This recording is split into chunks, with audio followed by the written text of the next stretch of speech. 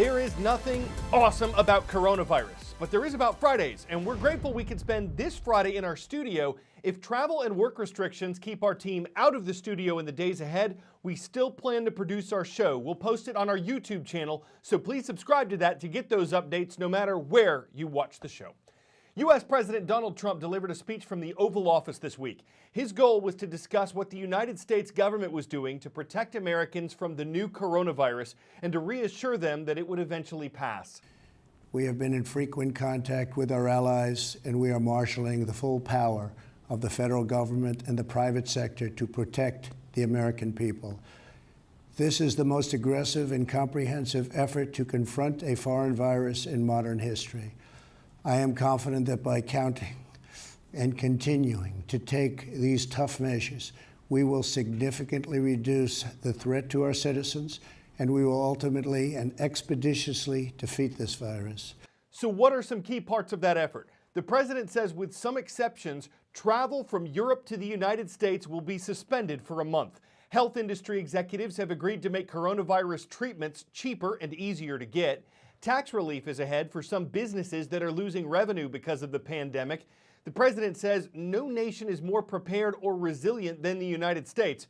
But some Democrats and Republicans on Capitol Hill were questioning that preparedness yesterday. One issue they had was with coronavirus testing. They say it's not as widely available in America as it is in some other countries like South Korea, and that's a problem. As the disease spreads, its effects are spreading as well. The U.S. Capitol is now closed to visitors. The Metropolitan Museum of Art has closed. The National Basketball League has suspended all of its games. The National Hockey League announced the same thing yesterday.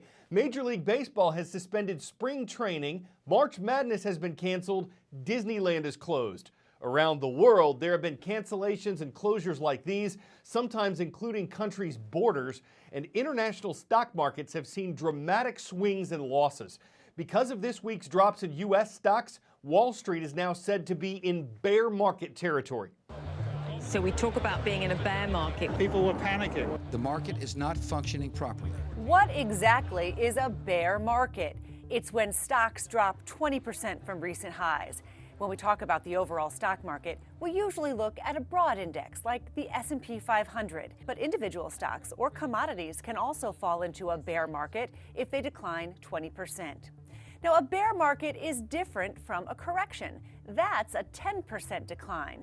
So if the S&P falls into a bear market, it's already had a correction and then fallen another 10%. Since World War II, there have been 13 bear markets for the S&P 500. A bear market doesn't always signal a severe economic downturn. In the last 40 years, 4 bear markets have occurred without a recession. But the drops that coincide with recessions tend to be worse.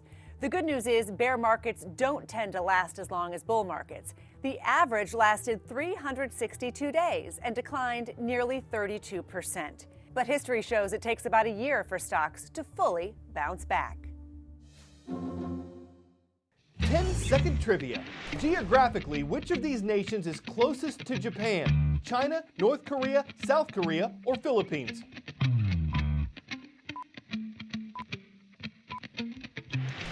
The Korean Peninsula became independent from Japan in 1945, and South Korea is its closest neighbor.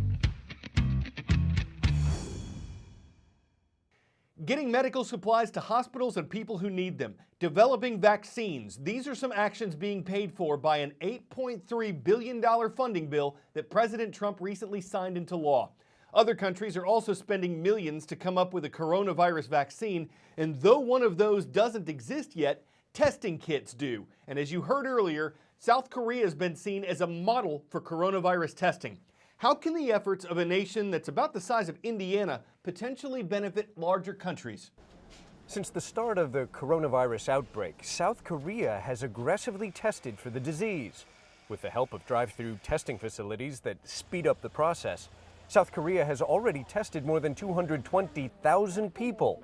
The quick rollout made possible thanks to fast work by Korean biotech companies like Seegene, which gave CNN exclusive access to its research facilities. This is the laboratory where a team of scientists came up with the test kit for diagnosing coronavirus, and they did it in under 3 weeks. When we starting, we did not expect this kind of the pandemic or outbreak happen in Korea.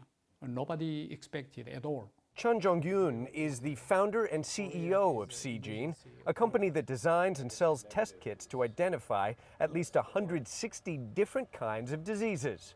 In mid-January, Chun says he first instructed his researchers to invent a new test for coronavirus, which was then starting its deadly spread across China.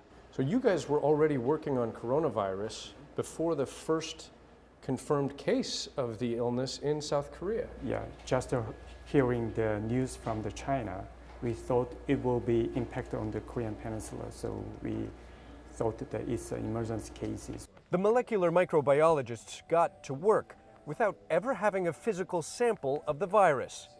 Instead, they relied on a genetic blueprint of the new virus distributed by the World Health Organization and health officials in China, highlighting 3 specific genes. Seegene's scientists then had to come up with a way of spotting those coronavirus genes in future samples taken from patients. Was there more pressure than usual? Yeah, because it's an emergency case, rapidly spreading the coronavirus into our countries.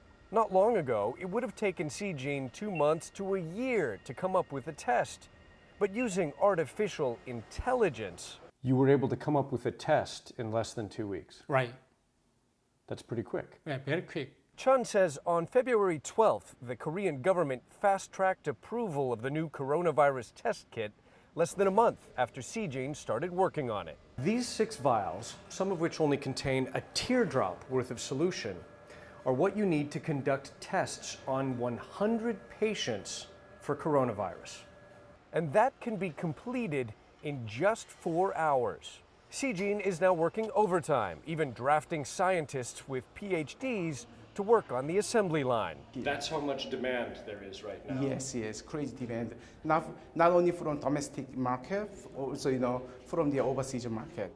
The demand is urgent because identifying coronavirus is one of the best ways to stop the spread of this disease. Ivan Watson, CNN, Seoul.